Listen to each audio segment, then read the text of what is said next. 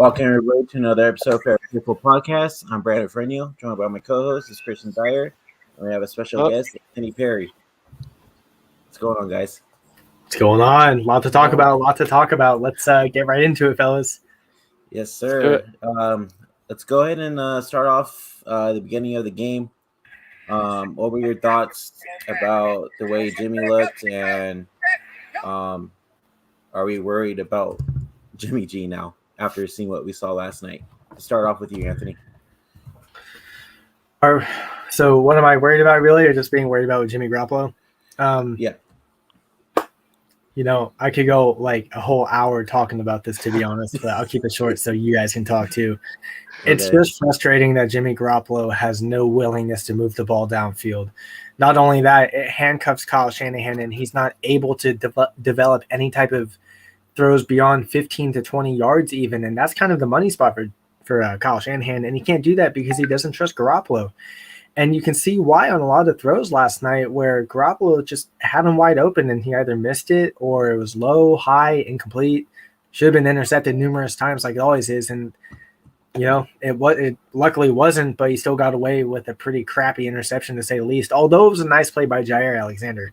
But the point being is that Jimmy Garoppolo can't throw beyond 20 yards, and Kyle Shanahan hardly even trusts him between 10 and 20 yards. So what can you do? There's not much you can do, you know what I mean? A lot of people have been talking about the defense of the Packers and how they played two of their safeties within 10 yards of the line of scrimmage. And that is straight disrespectful, you guys. That is absolutely disrespectful because it's basically the Packers saying he's not going to throw it deep. He's not going to go beyond 20 yards. And if he does, it's not going to be accurate. So our corners or safeties can go make a play on the ball. And that's exactly what happened when Jair intercepted the ball. So it's just disrespectful to say the least. And I think the cat is out now that Jimmy Garoppolo just can't throw past 15 yards. And as long as they roll with Jimmy Garoppolo, it's going to be a long season. And that's not to say I don't doubt they can't make the playoffs, but games aren't going to be easy if teams play the same way that the Packers did last night. Yeah, I agree. Christian, you want to go ahead and bounce off that? I mean, it's funny because I was totally completely wrong on what I thought this game was going to be. I thought we were going to run the ball all day, and then Jimmy was going to actually look good because we were running the ball. But I didn't even think of the fact that they weren't afraid of Jimmy throwing the ball so they could stack the box. and then on top of it with, running use check, not even, Kyle not even trusting Sermon. I kind of was just worried about the run game from the start because of that. And then just as soon as I realized we couldn't run, the moment I realized the run game wasn't going to work, I was like, we're fucked. I was just like, first quarter, I'm like, I don't know how we're going to win this game. Jimmy can't throw the ball and win in a shootout against Aaron Rodgers. It's not going to happen. Yeah, I have to agree. Starting off, I was at the game, so seeing it live and everything, I had a Packer fan right next to me saying, "Let's go Packers!" The whole freaking time, man. Like, I'm like, dude, can you shut up so I can enjoy the game at least for a couple minutes, But no, when I saw Jimmy struggling, like soon as right out of the gate, I was like, dude, this game's over, right? I'm like, our defense wasn't helping out either as well with trying to stop Aaron Rodgers. But Jimmy just he can't. Dude, the guy overthrows all the freaking time. Dude, he misses in the first quarter. He misses a wide open Kittle coming across his face and almost throws an interception when Kittle's like 5 yards from him, and he can't even make that throw. Yeah, and there was multiple times where we had open receivers. And they were all overthrown. Even the one to Sanu. Yeah. Sanu is wide open with nobody around him for 15 yards, and Sanu has to make a diving catch to catch the ball. Yeah. Seriously. 15 yards, nobody around him, and Sanu's making a diving catch. Like, dude, you can't even throw over the middle, 15 yards over the middle with nobody around the receiver accurately. What? I don't get it. I don't get it either.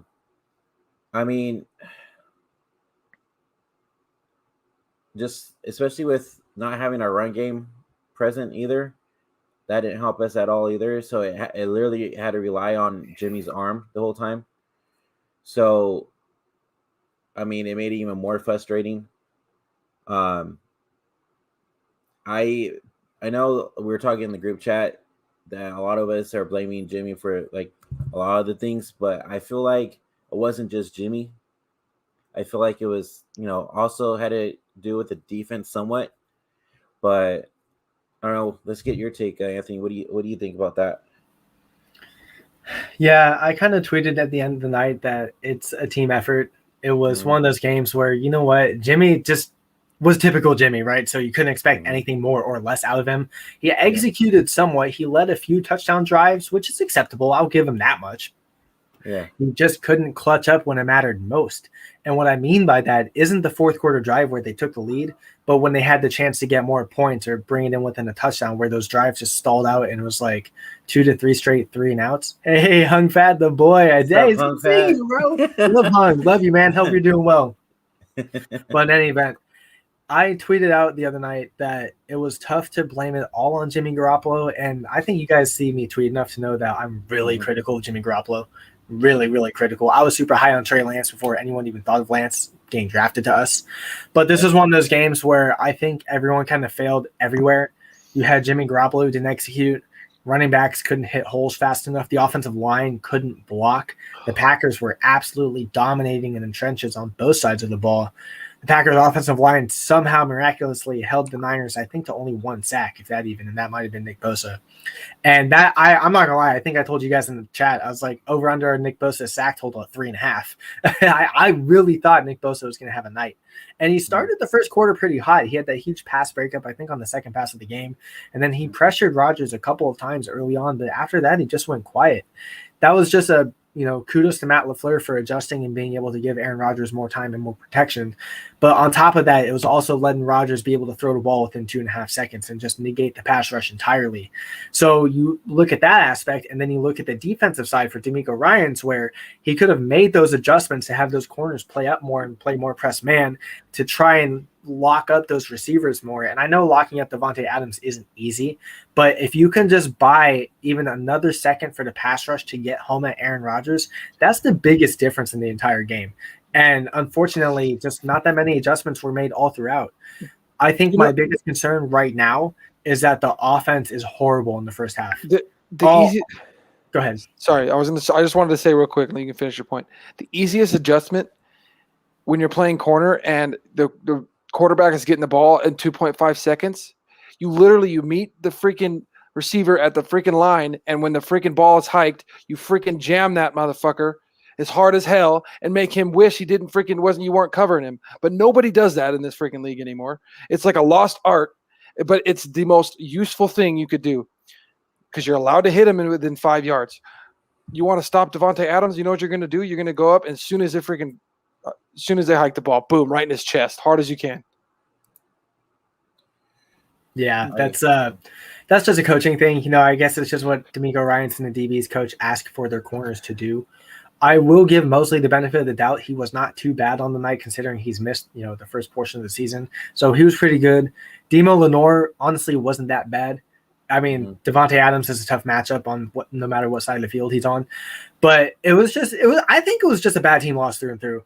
At the end of the day, I will always blame Garoppolo more, and maybe I shouldn't, but it was a bad team loss. And again, the reason why is because my biggest concern is that the offense in the first half just can't get going. It was like that in the Eagles game. It was like that last night. Partly in the Detroit Lions game in the first quarter is pretty ugly.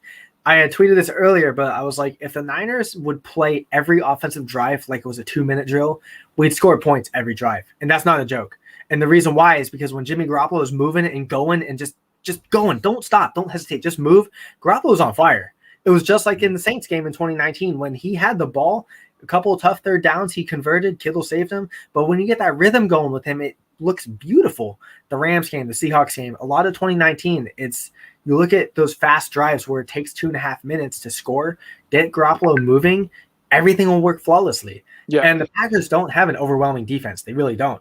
They just honestly disrespected Jimmy Garoppolo, and that just shuts everything down. The moment Garoppolo can't throw more than 10 yards down the field, it's a mess. And they proved that last night. And for as long as Jimmy Garoppolo won't make that adjustment, defenses are going to continue to do the same thing until either Trey Lance plays or Jimmy Garoppolo nuts up and starts throwing with accuracy. Well, so, the reason that on the 2-minute drill that Jimmy can look good is because when you're going that fast and the defense doesn't have time to set, Jimmy can hit his first read almost every single time. Mm-hmm. Because we all know that Jimmy can't freaking make reads and get to the third receiver very, very often and make a good, accurate throw if he comes off his first read.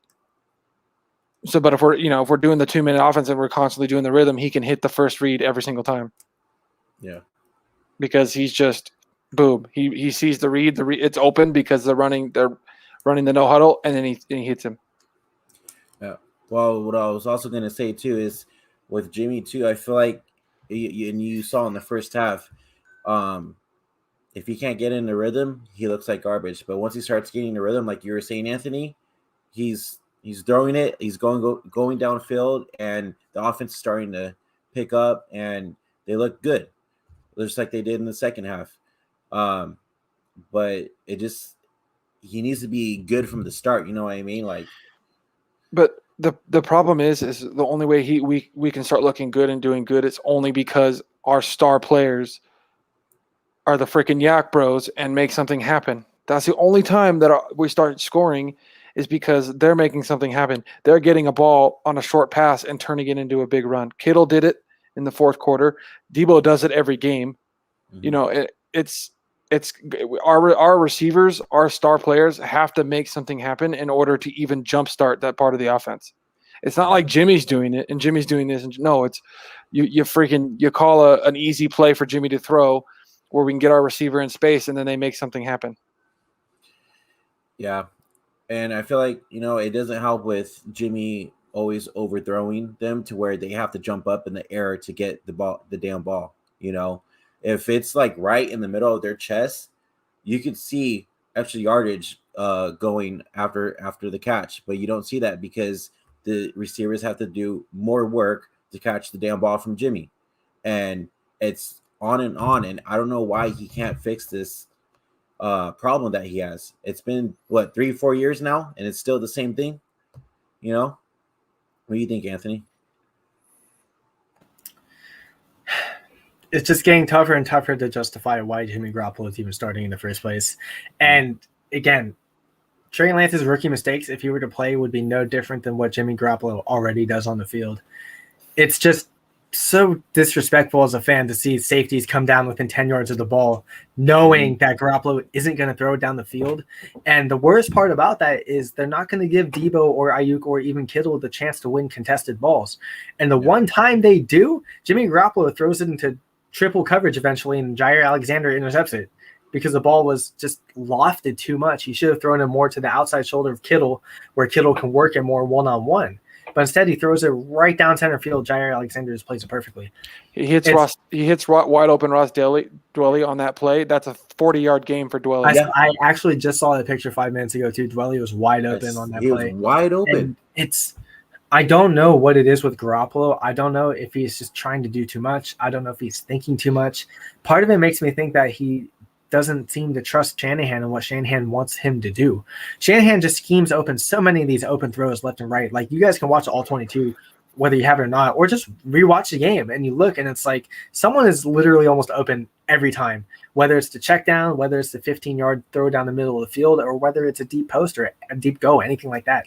There's almost always someone open, and it's either Jimmy Garoppolo makes a wrong decision, Jimmy Garoppolo makes a bad throw, or he makes the right decision, but it's a bad throw. You know what I mean? You just can't win with Garoppolo. It's because he struggles so much coming off his first read that he can't look and find the open guys. He did it in the Super Bowl when, he's making bonehead throws when you're like, everybody's screaming and even Kittle's jumping up and down pissed because he's wide open and it could have made a difference in the fourth quarter. And Jimmy just doesn't see him because Jimmy he looks for the first read and they're not open. He panics. And then he runs around in a little tiny circle when he gets surrounded by the freaking in the pocket. He doesn't freaking escape the pocket. He runs around like a freaking pinball in there and then takes the sack. Just like the fumble That fumble was horrible, guys. That was just holy cow. Yes. Christian, you gotta stay calm. Christian, you gotta stay calm. Because that fumble was just inexcusable. That was some straight Mark Sanchez shit right there. For him to go on the podium and say it was unfortunate he didn't get the call, it was like, dude, you literally threw it backwards. Like, what are you talking about? There's no accountability with Garoppolo, and it's just like, how much longer could you keep this going? Mm-hmm. But I do want to transition real quick because I see Hung Fat in the comments say, why doesn't Kyle like Sermon? I don't get it. I was listening to 95.7 Game today, and one of the broadcasters was saying that he doesn't think Trey Sermon is a fit in Shanahan's offense. And you know what? He's kind of right. Sermon doesn't have the outside zone speed to hit the corner and just go. He's not a Mostert. He's not an Elijah Mitchell. But what I saw in Trey Sermon coming out of the draft and how they could use him, I think was a lot like when Kyle Shanahan had Alfred Morris in Washington.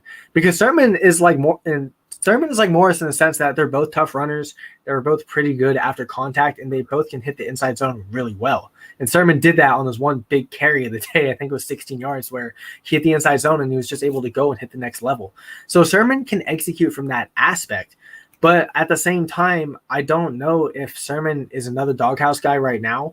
I don't know if Shanahan doesn't trust Sermon fully. I mean, I know he got popped on that fumble, but at the same time, that's still not a good look regardless. And you see that, and it's like, well, Shanahan hold on, let me pull up the stats real quick. I have them right here. So this was the carry output for the game. The Niners had 21 carries. I'm not going to count Garoppolo, so 20, and Lance, so 19. So Sermon had 10 carries, okay? Kyle Juszczyk had 5, including a quarterback sneak. Kittle had 1, Ayuk had 1, Debo had 2. When you see that, it's like, what's going on with the running back room? And I know there's a ton of injuries, don't get me wrong, but you could still try and get Kerryon Johnson involved. They just had Jaquiz Patrick. I don't think he was inactive. You could have got him involved. There's all these guys around the running back room that he could have got going, including Trey Sermon, and yet he didn't. And Kyle Shanahan just didn't trust the running back room entirely. And it just makes you go, well, what the heck? You know what I mean? And I will say that the trench warfare was a big L for the 49ers. But for Kyle to not give any of the other running backs even more of a chance, instead he has to trust the wide receivers and the fullback, that kind of speaks volumes to where the Niners running game is at right now. And it's been very disappointing so far, regardless of injuries. The whole scheme, Kyle's whole scheme for running backs is all based off speed.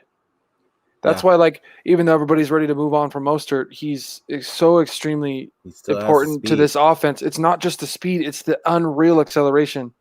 Yeah. Like, that's what I remember I pointed out in one of our other videos that, it's Mitchell's nice because he's fast, but he's built up speed. So, like, when I was watching, Mitchell hit holes, he's hitting holes that I'm thinking, oh, he's gone. It's going to be a touchdown because the hole's wide open, but then it closes fast. And I'm like, oh, wait, that's only when Mostert hits the hole because Mostert's acceleration is so great that as soon as that hole's open, he's through it and gone before they even see him. He's not built up speed. He starts running and then he's gone. Like, Mitchell doesn't have that. So when I'm like, oh, look, there's that hole wide open, Mitchell's halfway through it and then it closes. As soon as it opens, Mostert's behind it already. Yeah. Like, without Mostert's speed and acceleration, it really hinders our run game. Yeah, I agree. You could tell that for sure this game they definitely missed Mostert and Jeff Wilson Jr. Because Wilson Jr. he had a good game against the Packers as well in 2019. So yeah, he's a good hard runner, but he has some speed to him. Mm-hmm. But it's just like when we had Breida. Breida had that acceleration too. Yeah. So if Breida hit the hole, he was gone. But now we have none of those guys. We have a fast Mitchell, but we don't have acceleration. It's frustrating that his offense kind of is. It's an outside zone run game. That's what it is. And when you can't really play off that, someone had tweeted that the Packers defense was able to just crack the edges and let the linebackers and safeties come down and play the outside zone to prevent those big runs from happening. And then when you don't have your interior offensive linemen winning their battles, you can't necessarily run the ball at all. So what do you have to resort to? Jimmy Garoppolo has thrown the ball 40 times 257 yards, 2 touchdowns, 9 INT, including the fumble. He was sacked 4 times. I honestly thought the pass protection wasn't that bad throughout the night. A couple of sacks Jimmy Garoppolo just ran himself into, because no surprise, because he held the ball too long. And again, that's another one of those things where you just got to wonder, how much longer can Garoppolo play? You look at what Trey Lance does out there, even if it's in the red zone, and it's like he gets out there and the Packers defense is like, look at the fear. You could see the fear. You could see the Packers defense just shuffling, going, oh, whoa, what's going to happen? It happened on the same thing when Trey Lance threw his first touchdown against the Lions. That same thing happens, and it's like, what do we do? Well, you put Trey Lance in that situation, not in the red zone, but anything past, before the red zone, and the defense goes, what do we do? Again, I can live with Trey Lance's rookie mistakes if he plays. That is absolutely fine, because his mistakes will be no worse than Jimmy Garoppolo. But the difference is that Trey Lance will give you an element to the passing game that we honestly have not seen in Kyle Shanahan's entire tenure for the Niners at all. We have not seen a quarterback throw the ball consistently down 20 plus yards downfield through his entire tenure. I'm not even going to count 2018 Jimmy Garoppolo, because he still wasn't that good. And that's the thing, is that you look at CJ Beathard. Beathard had an okay deep ball, but Beathard was just terrible. Nick Mullins couldn't throw the ball beyond 10 yards. I don't even remember what Brian Hoyer did. And then just everything from there has just been an absolute shit show. So get Trey Lance in there, give the offense an element of a downfield threat in Trey Lance, open up the run game, and we won't have to be having this conversation at all. Well, we keep, how we say Sermon doesn't fit the offense right now. Well, Sermon fits the offense if Trey's in there, because the whole, we struggle to run between the tackles, and Sermon's a between the tackles kind of runner. But if you put Lance in there, and he's going to open up the run game between the tackles, because they're going to have to worry about him taking it, on the outside. So it's going to open up the lanes inside, and like Sermon would look fantastic if he's freaking playing with Lance, which makes sense why they drafted him, because when Lance is in there, Sermon's going to be a star, because he's going to be dominating running through the tackles, because they're going to be so worried about Lance taking it on the read. So I think having Lance in there alone just opens the game up to run in between the tackles. And then obviously Kyle's game on the outside is going to be good, depending on the running backs we have. So, I just think the run game alone without the pass game becomes like so much more dynamic with Lance in there, but we don't get to see it because we haven't done it. But I'm ready. I'm so ready to see it, because I want to see what happens to the run game in general when Lance gets in there. Pull up this comment from Hung Fat real quick, because I wanna say something about this. The most recent one, the one after. He said Shanahan was a coward last night. Hung, I agree. See, this is where I don't want to agree, because I like Shanahan. It's true. But it is a great conversation, and this just goes back to the questionable play calling, and this is beyond trusting Jimmy Garoppolo. Shanahan is touted as an offensive genius. Well, when you need to convert on 4th and 1, you got to make a play and make something happen. The Niners had timeouts to make something happen on 4th and 1, but instead they commit a false start, and Mitch Wishnowsky is forced to punt. And I don't know what Shanahan has going through his mind. Maybe he doesn't trust Jimmy Garoppolo and he's handcuffed, or what. But Shanahan coached, I'm not going to say scared, but there were quite a few questionable play calls that just make you go, dude, what's going on? We can't even do the one thing Jimmy's good at, right? It's 4th and 1. QB sneak that. Some bitch, dude. Like Jimmy is fantastic at that. It's 4th and 1. You have one of the best QB sneakers next to freaking Tom Brady. Sneak that sucker. Yeah. I guarantee if we ran a QB sneak, Jimmy's going to get it, because Jimmy always does. The worst part about that too was the drive where Trey Lance scored his touchdown. Jimmy Garoppolo was given 5 chances to score a touchdown there at all. He was given 5 chances. Not only did Garoppolo not execute, but the play calling on some of those were just atrocious. And then you even go back to the 4th quarter, where hindsight's always 100%, right? Hindsight's always 50-50. But, the offense is moving so quick. And when Jimmy Garoppolo snaps the ball with 12 seconds on the play clock, with 37 seconds left in the game, and they scored a touchdown, too much time for Aaron Rodgers.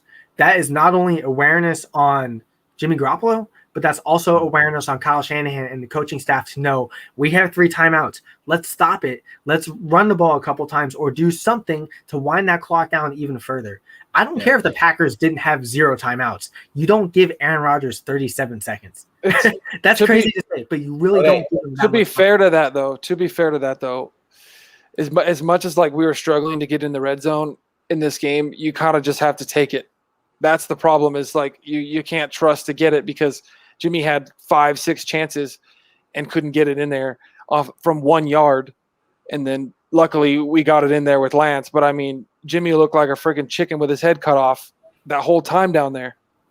But see, that's when it comes back to Kyle Shanahan and his questionable play calling, where Hung Fat says Shanahan was a coward. And I'm not going to say he was a coward, but because that's a little much. But the coaching was questionable. Again, they have 3 timeouts within 10 yards, 40 plus seconds left. Call that timeout and develop a play where you can just burn some clock and go from there. This is where Shanahan's play calling comes into question because, again, we tout him as an offensive genius, but at the same time, he's coaching like he's scared, especially in those situations.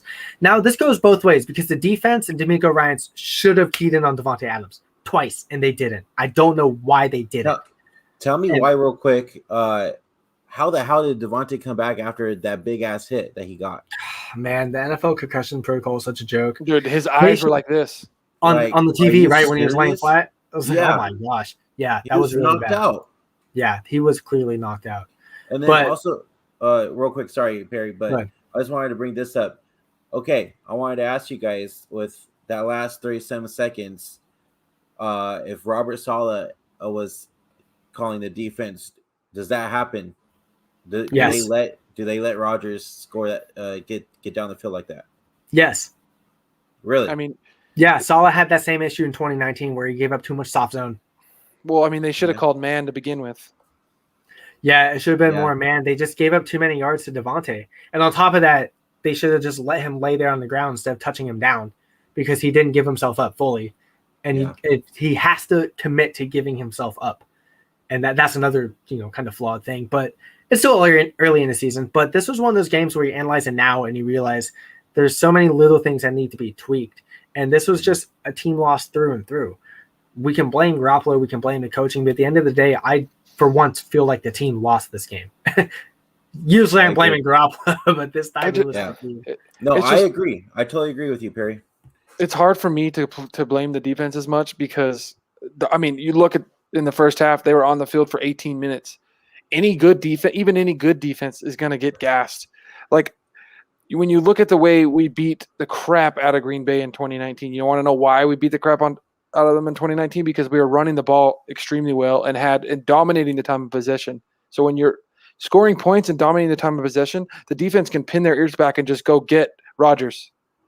But when you're freaking on the field the whole time in the first half, you're going to be gassed and you're not going to do anything.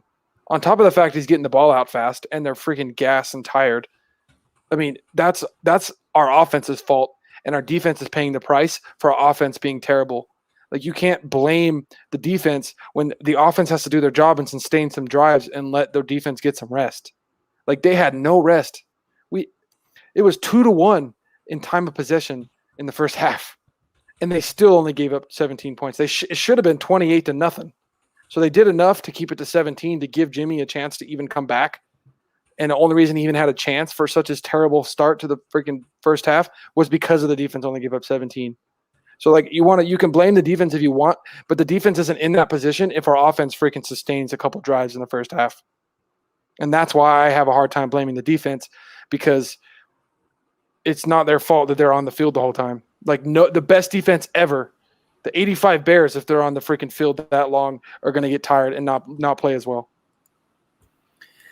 The Niners defense only gave up 10 points in the second half, and I'm discounting the field goal because that was just, what can you do? But, like, looking at true points, 10 points for the defense in the second half is really good. D'Amico Ryans made the adjustments accordingly, but this goes back to what I said earlier, where Kyle Shanahan and the offense just couldn't execute when it mattered most. I think they had 2 or 3 3-and-outs in the second half alone. One drive that just wasn't sustainable. And those are those type of drives where you got to get points. You got to get points, even if it's 3. That falls on Shanahan. That falls on Jimmy Garoppolo. And really, I would say the offense was more to blame last night than the defense because, like Christian, like you said, man, the defense was on the field a lot, especially in the first half. And then on top of the second half, too, when Jimmy Garoppolo had that fumble where it's like, dude, and the worst part about that, too, is that field goal I think they scored off the fumble more or less ended up being the difference. Mm-hmm. That was the difference between the Packers needing a touchdown versus that game-winning field goal. And it's stuff like that where – you can't do anything if you're the defense at that point. And I think the Packers or the 49ers had 2 4th down stops against the Packers, if I'm not mistaken. So the defense did its job for the most part. It's just the first half was ugly because they were out there for 20 minutes of the entire first half. So those guys are absolutely exhausted. And that's why you see them play a lot better in the second half because they can get more rest. And the offense for the 49ers is actually moving more, but it still just wasn't enough. Yeah. And at the end of the day, I can see where people are getting the whole Kyle Shanahan is kind of coaching scared type tactic. But I don't blame him. Jimmy Garoppolo is my quarterback. I'd be scared too.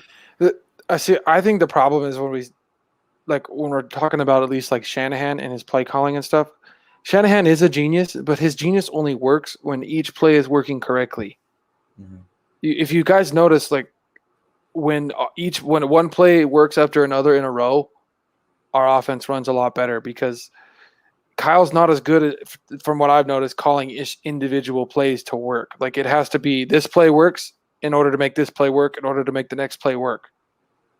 Like if you look, that's what was so great about like us dominating the Chiefs in the first half of the Super Bowl. Just every play worked, work, and then we just kept freaking dominating in that first half because in a flow, each play works. But when you have to like call an individual play to make something happen, then it's a struggle. Yeah. Hung Fat says, how can they beat the Seahawks like this? Well, the Seahawks are ass face, so they're terrible. Yeah. They're terrible.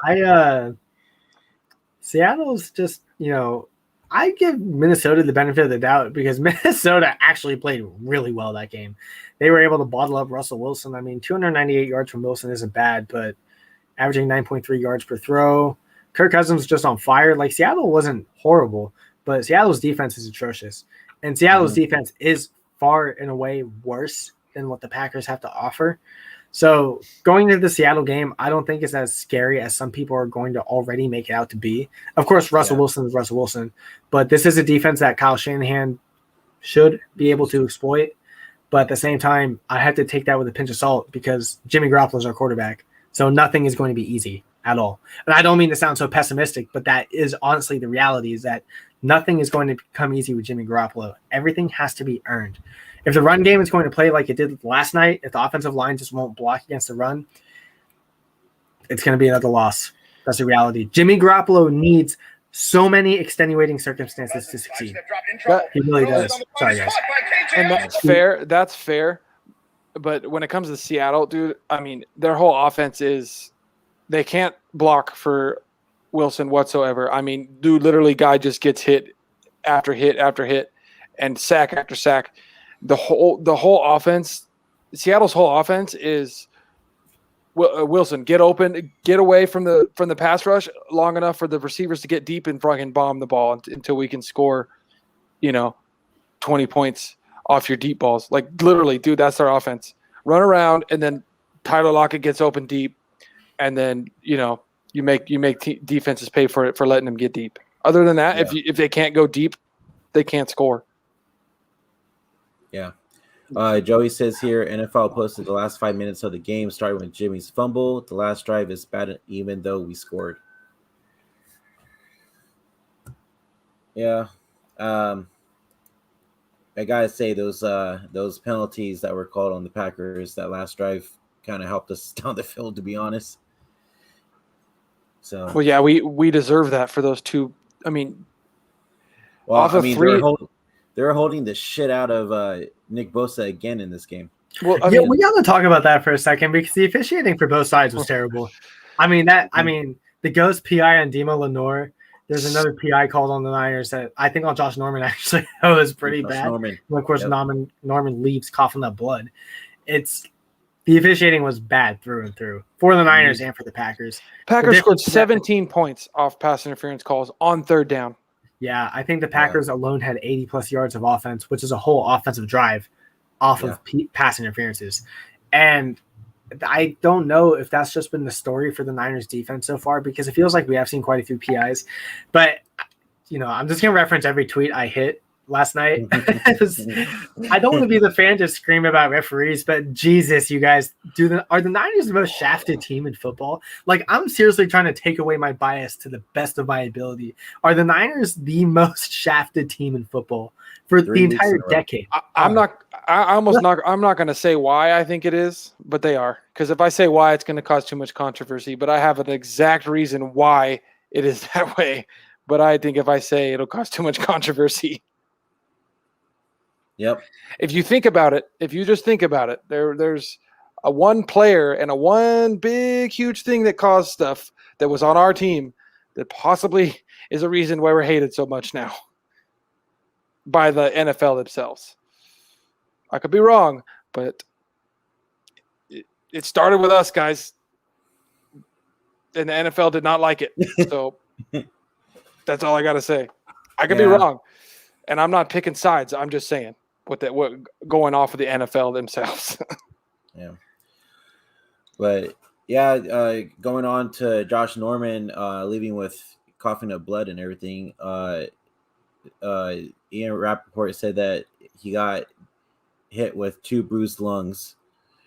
So he's probably going to be a day-to-day and see what happens. Hopefully he starts next week, but who knows? And then who was the other injury? It was K1 had a calf injury. K1 got hurt. That's just so Demar Lenore had to play the slot. Then we got to see Dante Johnson. Scary. They got to give Richard Sherman a call, guys. I'm sorry. I don't care. It's time. A lot of people have been saying I don't care if Richard Sherman's walking in with a cane. That dude needs to come in and play. I'm honestly giving Richard Sherman a blank check and be like, dude, just do whatever you normally did in 2019 and 2020 and just go from there. Why do you think it's taking them so long to just bring in Sherman? I mean, I think he's our best bet right now, honestly. The way he leads the team, the defense, the way he's just good all around, Like, what do you guys think? I'm fine with it. I mean, as bad as we are at corner right now with all the injuries, why not? I don't know what they're so hesitant about with Richard Sherman. I honestly think the moment that Jason Verrett went down, that's when Sherman should have gotten the call. Mm-hmm. Or, just let Jerry Kirkpatrick play. I think Kirkpatrick was inactive. Devontae Harris just got cleared off the IR or whatever, so I think Harris is going to play. It's just, this cornerback room is just really scary. And this is when I have to ask you guys, if you analyze the team right now, just the entire roster, how it's constructed, how Jimmy Garoppolo has been playing, every factor, do you guys feel like right now that the Niners are a Super Bowl team?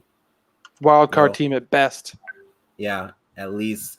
Just because the Seahawks don't look good this year. And we have a soft schedule. They look decent, but I do have to say the only one I'm worried about in our division right now is the Rams. To be fair, they can't beat us. I don't know, man. They have Matthew Stafford a little different. I will say that the Rams, Stafford looked a bit vulnerable against the Buccaneers, so I will say that much. But Stafford is just an entirely different element compared to Jared Goff. But do you know how you beat the Rams? What I said earlier. Because they have the smallest receivers in the NFL, for one. You go and punch them in the mouth off the line. That's how you beat the Rams. You punch them in the mouth because their receivers are small. Cooper Kupp, Robert Woods, they're not big guys. I mean, Deshaun Jackson, go and meet them at the line and knock them off their route. That's how you're going to beat the Rams. That's how you're going to stop them, because you're going to throw off the timing for them to get deep to begin with, because that's what their offense is. It's freaking dink and dunk a little bit and then go deep. So that's literally what McVay's like, not even calling an offense. He's like, dink and dunk, boop, go deep. So you want to beat the Rams? You go and hit the receivers in the mouth and make them actually make some like good throws over the middle and at the hash marks more often than just going deep all the time. That's how they beat Tampa Bay, because they just kept going deep. Tampa Bay couldn't stop it because of all their injuries. But if you go and hit their receivers in the mouth and throw them off their route, that's going to give our defense a chance to go and get Stafford because he's gonna have to wait longer if he does want to go deep. I could be wrong, but that's just me. I mean, if we're going to beat the Rams, we're going to have to punch the receivers in the mouth right off the line. Yeah, it's I don't think the Niners are going to beat the Rams so long as Jimmy Garoppolo is the quarterback. The defense can play lights out. The ground game can be lights out. But at the end of the day, when Jimmy Garoppolo is the quarterback, you can't get away with games like he did against the Lions or games like he did against the Eagles. You need good Jimmy Garoppolo to win games. And he was able to do that in 2019 when everything was good and most of the team was healthy. But this is a different year. This is a different team. The defense has clearly regressed. The offense is just unsustainable because the running backs keep getting hurt. There's no speed. Even when Jeff Wilson Jr. comes back and Elijah Mitchell comes back, there's still no true dynamic of speed because we don't exactly know what Elijah Mitchell has to offer yet because he's only played one game, really. Exactly. And it just makes you wonder how much more of the offense can we see because Jimmy Garoppolo just handcuffs everything. So the Niners right now, they're not going to beat the Rams. I don't want to be so pessimistic, but they're not going to beat the Rams. Arizona's going to be tough because Jimmy Garoppolo won't keep up with Kyler Murray. I think we have the blueprint to beat Seattle, but with the way the pass rush played last night, I honestly don't know if they're going to be able to execute against that offensive line. And again, I'm just trying to be as real as I can. And Christian, I believe you. They got to go after Russell Wilson, and they will do it. But to do that for 4 quarters, if the offense isn't humming, that defense gets tired. It's going to get ugly, just like it did last night. Like last night. Exactly. All thanks, guys. But really, though, it's just, like I said earlier, you're just asking everything to be. It has to be a perfect storm for Jimmy Garoppolo. That's how it was in 2019. Everything just fell into place at the right time. A lot of people said the Super Bowl window was too early when it wasn't. It's just everything just happened perfectly. And you can't ask for that again, not right now. Go ahead. See, with Seattle's defense, it's really a perfect time just to play Trey because, I mean, we're going to run all over him. I mean, Trey would run for 100 yards against that defense, just himself, not alone how well the running backs are going to run. Honestly, I would love to see Trey play at least just one game, just for the hell of it. Just get his feet wet, you know? I mean, shit. I think he should even play the 2 games against the Rams, honestly. I mean, he's gonna put more. We have a better chance, honestly. He obviously puts more fear into defense than Garoppolo does. I mean, you could literally see the fear, and I could feel it watching it on TV. Feel the fear in Green Bay's defense when he was in there. That honestly, the moment Trey Lance came on the field, you saw everyone within the box in the goal line, just like, what do we do? You know what I mean? And that even happened the second time too, when Trey Lance was put in the red zone and he rolled out to the right and Kittle doesn't get tackled. He throws a touchdown to Kittle. Yeah. Kittle was wide open. Yeah, if he didn't get and you see that, and it's like, well, if Trey Lance brings that element to the red zone, clearly he's going to bring that element, that element. You know what? This is the thing I just said. For the rest of the offense, that element. I'm sorry, he's going to bring that element to the rest of the offense throughout the entire field, and that's where you look at Garoppolo and it's like, what can get done? You know what I mean? Like, okay. So Kirk Cousins, you guys agree that Kirk Cousins is a better quarterback than Jimmy Garoppolo, right? Step drop in trouble, throws it on the run, is caught by KJ. Nope. Cousins is better than Garoppolo. Way better, dude. Yeah. So Cousins yesterday, and he throws deep too. Yeah, Cousins is accurately. That's why Shanahan wanted Cousins. But last night, Kirk Cousins, 30 of 38, 323 yards, 3 touchdowns, only sacked once. The ground game for Minnesota, 140 yards. The Vikings did everything that Shanahan wants to do. They run it with play action. They set up the outside zone. And this is the thing, Dalvin Cook didn't even play. And yeah, Alexander Madison ran for 112 yards, which is really impressive. And you look at that, and you have the blueprint to beat Seattle. The question is Jimmy Garoppolo going to do it? No. I'm going to say that right now. No, he's not going to do it. This is why you need to get Trey Lance in there. Trey Lance needs to go and play now. Because if the Niners finish the bye week, I think the bye week is week 7, 3-4 or whatever, or 4-4, they're not going to be a playoff team. They're not. The Niners are not going to compete with the NFC West, let alone the rest of the NFC at all. Because Carolina looks good, New Orleans looks good, Tampa Bay looks great. That's 3 teams right there in the same division that are awesome. Seattle is going to compete like they do every year. Arizona might not be a joke, and we already know the Rams are for real. and then, of course, you have the Packers, and now Minnesota's playing well. There's just too much going on for the 49ers to say we can roll with Jimmy Garoppolo and make a wild card spot. But they're not going to. They cannot when Jimmy Garoppolo is the quarterback. And again, guys, I'm sorry if I come off so pessimistic, but you're right, though, no dude. one seems to want that. Go ahead. No, I was saying I felt that. I was just saying you're right. No one wants to have that conversation. They really don't. Yeah. Right now, if Jimmy Garoppolo plays for the whole season, like you said, Christian, they are maybe a wild card team. Maybe. Mm-hmm. And that's reality.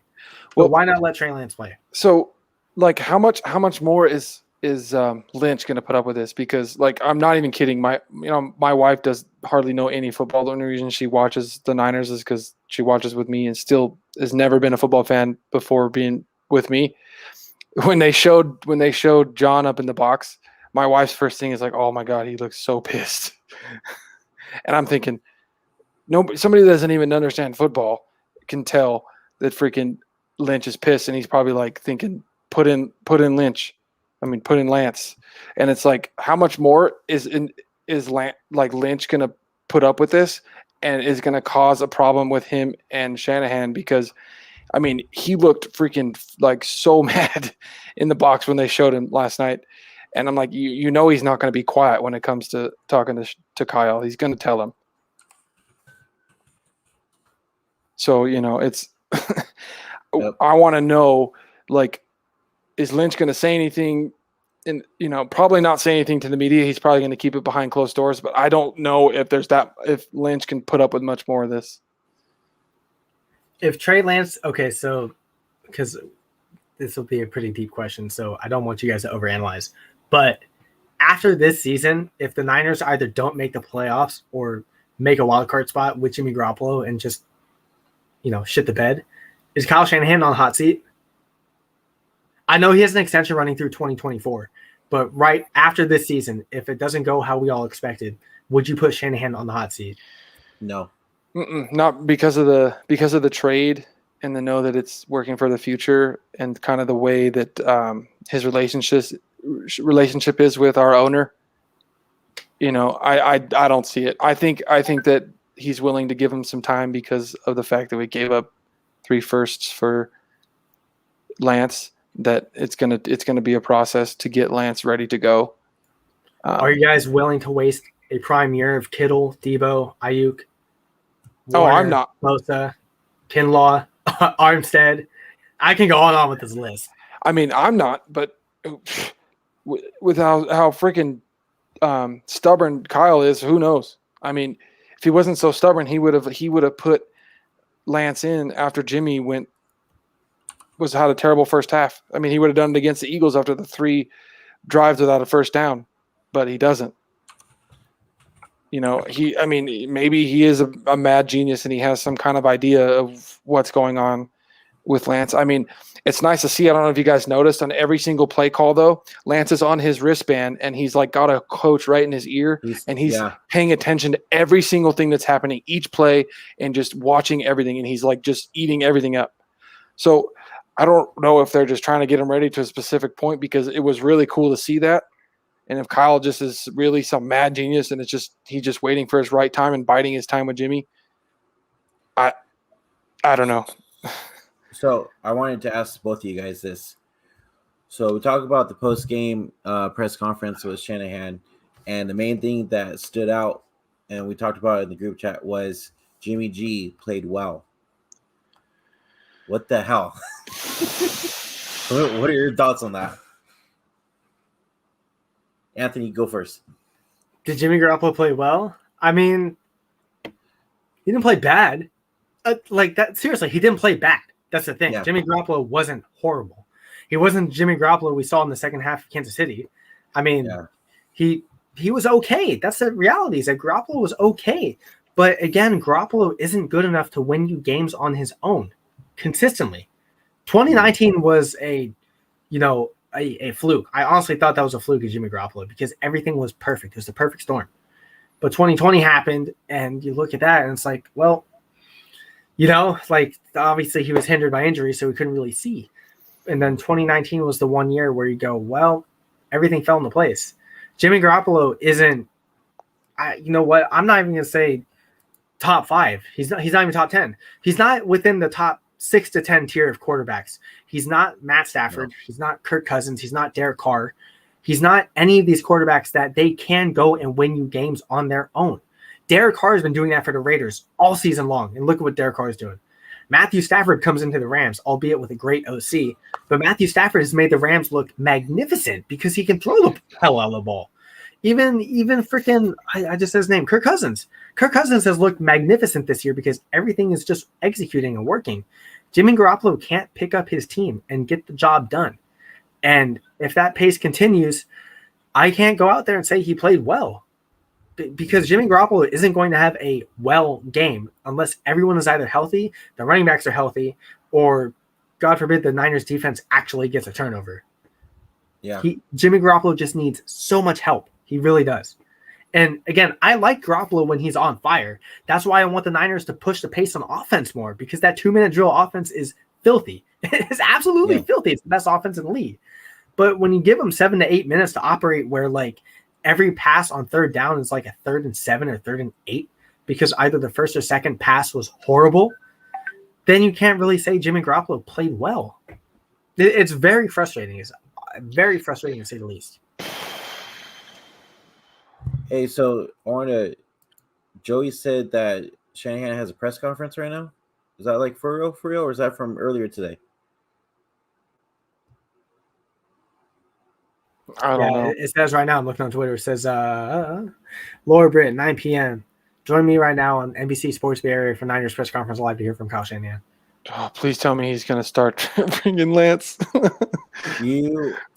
Well, from what Zach said in the group chat, he says that he's announcing a change under center. Is that true? No, I think Zach was joking. Oh, okay. I was going to say, man. Yeah. Damn. Yes, I was like, what? Better right what? after. Dude, you know what? This is it's either going to be some type of injury update or, like Christian said, John Lynch stepped into the office and was like, dude, we just traded 3 first-round picks for, two first-round picks. They traded 2. Dude, just get Lance in there now. That's it. Or this is a Jimmy Garoppolo trade everyone's been waiting for, which would be mind-blowing to say the least. But Jimmy, this is the thing is everyone's saying like trade Jimmy, but he carries a $27 million dead cap hit because his salary got guaranteed right before the season started. So they can't trade Jimmy Garoppolo. They're not going to eat $27 million when they can't afford it. So it could be a change under center, or it could just be some injury announcements. You know, it could just possibly be injury, but I don't want to speculate until we hear more. It's weird to think that they couldn't trade him because, like, when Kyle says Jimmy played great, well, that sounds like you're trying to make it keep, so somebody will want to trade for him. Like, and then you got these, media guys always hyping up Jimmy. You guys are in on this right now? It sounds like that they're trying to hype up the trade for Jimmy. Yeah, go ahead. They can't pull that trade though. It's $27 million against the cap. That's true. I want them to trade Jimmy because that means trade will start. But I don't know if they'll take that cap hit unless they get money in return, which they could. That happens in deals a lot. But dude, there's some teams like that could use Jimmy. I mean, he's better than some of the other starters. So, to be fair, he's better than Taylor Heineke for Washington. I don't know, man. I don't know. I'm not even joking either. Like, dude. Oh, you might be. Okay, maybe I'm wrong. John Middlecoff had said that Jimmy Garoppolo on his podcast was in more of the 17 to 28 numbered tier of quarterbacks in general when he's not cooking. And it's like, honestly, that's true. Like this is the thing. Like, Matthew Stafford, again, I'm going to go back to this 6 to 10 tier. Stafford, Derek Carr, Kirk Cousins, I'm probably missing a few others within that range. Deshaun Watson, I guess, guys who are just outside the top 5, they will almost guarantee you a field goal. That's the thing. Jimmy Garoppolo will guarantee you an interception. You know what I mean? He will guarantee you 3 and out. When it comes to Stafford, though, I want to see if we get a chance to actually see his clutch factor this year because he's kind of just beat up on everybody so far, the first 3 games. And he didn't have the clutch factor even when he had a decent team with him and Megatron. So I like Stafford because he can make every single throw and then some. But I want to see if he can win a big game. Like if he can like overcome what it is to win a big game. Yeah. Hung Fat says, realistically, how many more games can Kyle let Jimmy start like this? The whole season, because Kyle's a stubborn jackass. Okay, you got to be honest. Bye week. I think we all want the bye week. I think it will take the bye week unless something about this press conference tonight at 9 p.m., which is really odd. Can you? I have it. I mean, I'm not going to show the video, but we can play the audio. We'll wait for more stuff to come out because Okay. I'm going to go on my spiel right now. All He's right, got the bye week. He really does. I think that this is the evaluation for Jimmy Garoppolo. Like, this is another season where Jimmy Garoppolo is healthy, another season where he knows the offense. I don't care if there's injuries. You're the quarterback. You got to know. You just simply got to know. Limitations or not. You got to give Jimmy the bye week. If not, I think we'll finally start seeing Trey Lance play more. Whether that's a half, whether that's a quarter, whether that's 10 to 15 pass attempts, it doesn't matter. Shanahan has until the bye week to truly decide whether he wants to keep this season alive or ruin it by letting Garoppolo play. Okay, you know what's really sad, though, is like Jimmy can't win with his arm really at all. And we're seeing freaking 45-year-old Brady only run the offense with his arm. Like, they hardly run the ball. And he's just dominating at 45 years old without a run game. And Jimmy can barely keep an offense going with his arm. And, I mean, yeah, Brady's one of the greatest of all time, but he's still 45 years old. And Jimmy can't even do half of what a 45-year-old quarterback can do. Half of it. And he was behind him for how many years? You think he learned something, right? But he still had, I mean, how many years has Garoppolo been in the league now? 7 or 8. Yeah, I think you're right. But it's like he has the main thing with Jimmy, and it's always going to be the problem, is consistency and his accuracy. For sure, his accuracy. Because if the receivers keep going up to grab that ball, one, he's going to hurt his freaking players. And two, there's no yards after the catch at all. Dude, he's going to get Debo killed with some of these throws, Seriously. man. Did you see last night? Oh, my God, dude. And he's lucky that one when we ended up scoring that Debo freaking stole Alexander's chain straight up. He stole that man's chain. He straight up went and snatched that ball when it should have been intercepted. Dude, that was funny. That should have been an interception. And Debo just was like, I nope. thought it was. That's mine. I had no idea how he got that. That was insane. And that's the thing where it's like, have the Niners even ran a route 20 yards downfield at all? You know what I mean? Like, our receivers don't run 20 yards downfield. Everyone's saying, well, Shanahan's offense is based on the middle of the field, blah, blah, blah. Well, whether that's the true or not, Shanahan literally cannot call a play 20 yards downfield because Garoppolo will not hit it. That's the thing. And if he does, God forbid, he lofts it up there, he's going to get a wide receiver killed by the safety. You know what I mean? So it's like, you know, it's just a lose-lose. And I guess the point I'm trying to make is that our receivers can go and win jump balls. Ayuk will do that. Debo will do that. Kittle will do that. Freaking Kyle Juszczyk will do that. He did that against the Steelers in 2019.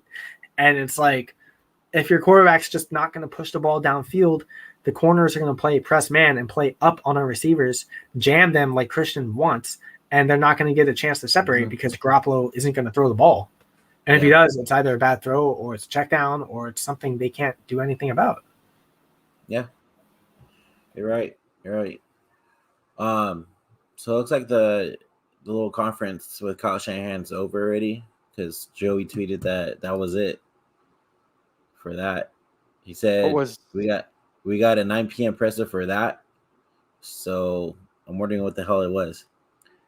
Do you guys want to take a listen? That hype is down. Go ahead and just play the audio. Let's hear it real quick. Okay. All right. Let me see. Give me a second, guys. Gotta turn on the speaker. All right. Okay. Here we go. Kirk ready to play. You felt comfortable with Thomas. Can you guys hear it? As well, and then might you still need to add a corner if K1's out for a bit? Yeah, I mean, that stuff we'll discuss this afternoon. I really just finished with the players, but we got to be comfortable with whoever we have on the roster. I mean, when you get there, whether it's running back or whether it's corner, it's next man up. And, the good thing about Dre is he has been in this league for a while. He's been a number of places, and I've really enjoyed what I've seen from him these last 2 weeks since he's here. But losing K1 for a few weeks, possibly Josh Norman, I know that's stuff John and everyone upstairs is working on all day, and we'll discuss that later tonight. Kyle, Jimmy spoke after the game about the balance between having the defense on their heels and then also kind of slowing the offense down on that final drive. Do you have any thoughts about that? You mean giving them scoring with time on the clock? Yes, like leaving them 37-ish seconds. Yeah, totally. I mean, that's why we worked really hard to not use any timeouts that entire drive. We wanted to run it down. No one wants to give it back to Aaron. I'm also not going to tell Juice to not try and score. They try to dictate that with some play calling. I mean, we had a choice route called, which is a 5-yard in route or out route based off of leverage by Sanu. And if he's not open, you're just going to go hit it to Juice on your check down. It's usually check downs. It's not the best for about a 5-yard gain, but Juice ran a hell of a check down and then ran over 2 people to score.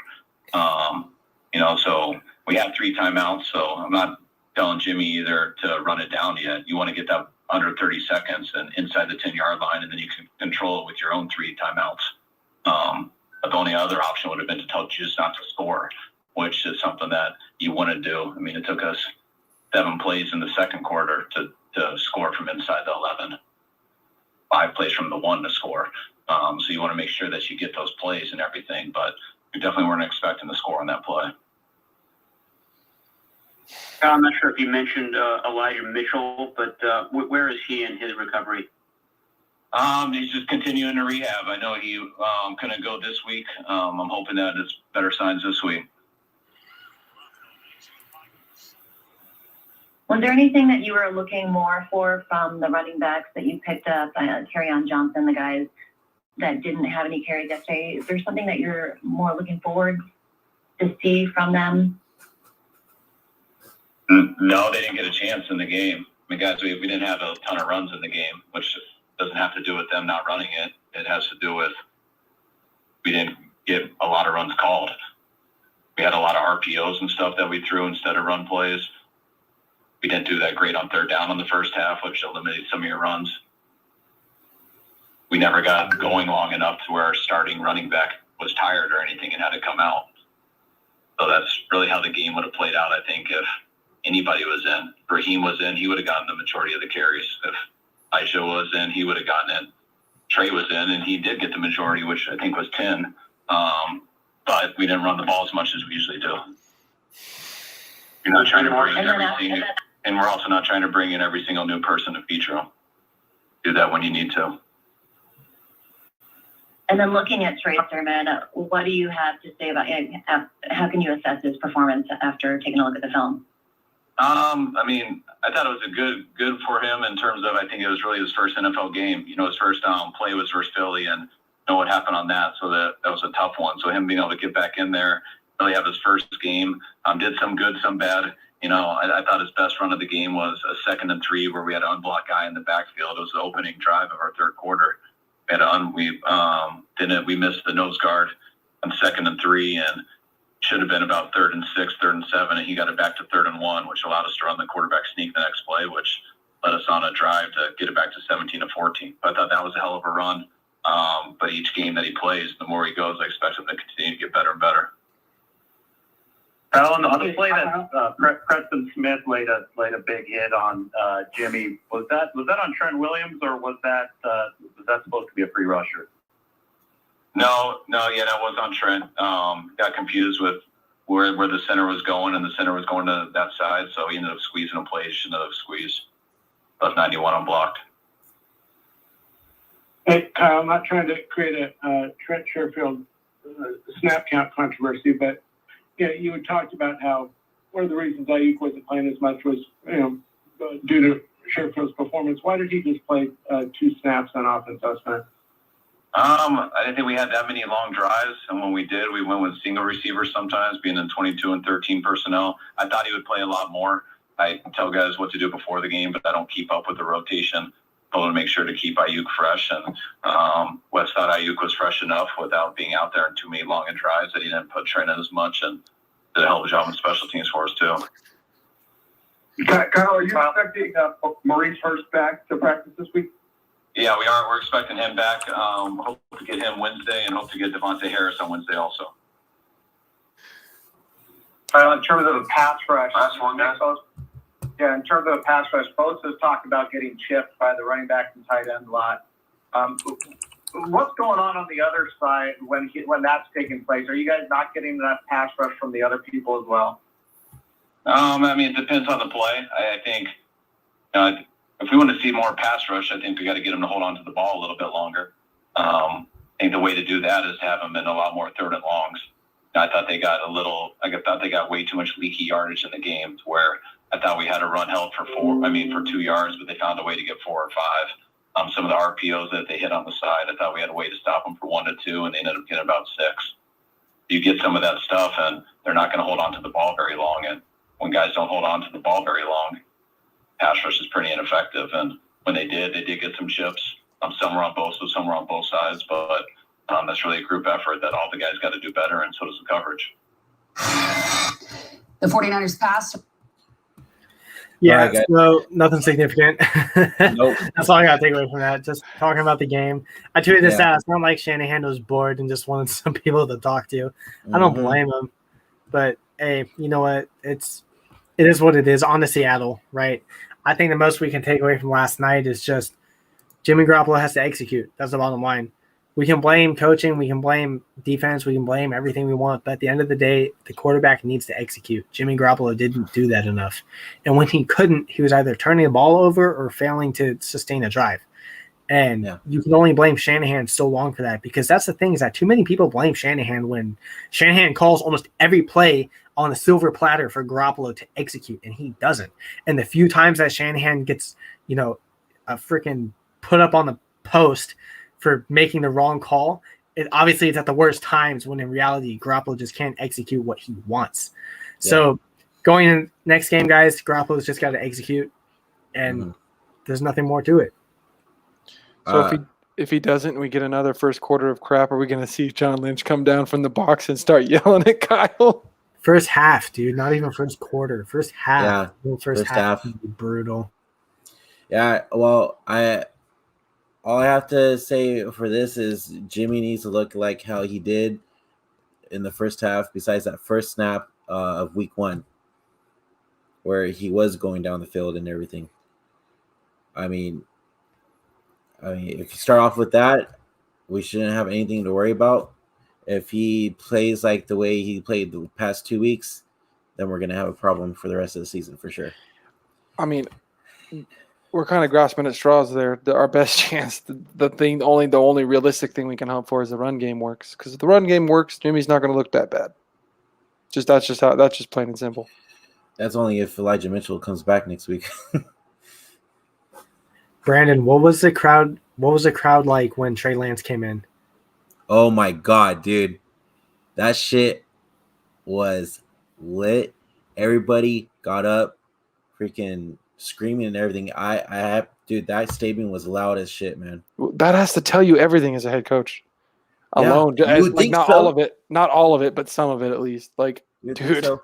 Well, and then on top of that too, is like even at the end of the game, when we scored that last touchdown, dude, everybody was going wild, bro, because we came back from that deficit. I mean, even I went wild, dude. I jumped on my freaking dad and almost broke his back. I'm like, but dude, number one is it felt great to be back at Levi's. Okay, the faithful was freaking rocking all game, even though we were down for most of it, and just everything about last night's game was a lot of fun, dude. Even though we lost, it was a lot of fun, and it turned out to be a great game. It's an all-time classic, to be fair. Oh yeah, especially to have it on primetime as well, dude. I mean, I don't know. Somebody tweeted out that it was the most watched Sunday night game in a while since 2015. So that tells you something right there as well. You know. Yeah, but it is what it is, guys. Like I said, get on to Seattle, just execute. Hope everyone stays healthy, and that's pretty much it. That's the most you can ask for. But guys, I gotta bounce. It's been an excellent show. Lots of fun to talk, for over an hour. Didn't exactly plan on that. But it's been a lot of fun, fellas. I really appreciate everything you guys had to offer today. And you know what? Let's go Niners. It's just if Garoppolo continues to play, guys, it's going to be a long season. I will say that much. But one game at a time. I'm not going to say things will get better, but after what we saw, I don't know how much worse it could get. So there's that. There's my optimism. I'm coming out to the Bay for the Monday night game against the Rams. I'm hoping Lance is the quarterback. He better be, fellas. He better be. That's my first. It's my Thank first. Thank you so much for having me on the show. Follow me on Twitter at It's Anthony Bray. Follow me. Love the handle Talk All Things Niners. I stream on Twitch also at the same handle to Talk All Things Niners and just play video games and relax. So if you guys want to join the stream, do that. I will be doing that later tonight. Otherwise, everyone, have a fantastic night. Thank you guys for having me on, and I will be back before you know it. Thanks for coming, bro. Barry. Appreciate it. Take care. All right. Well, that's going to end it for us, guys. We really appreciate you guys tuning in tonight. There's a lot to talk about, a lot of fun. Last but not least, to end it off, go Niners. Go Niners.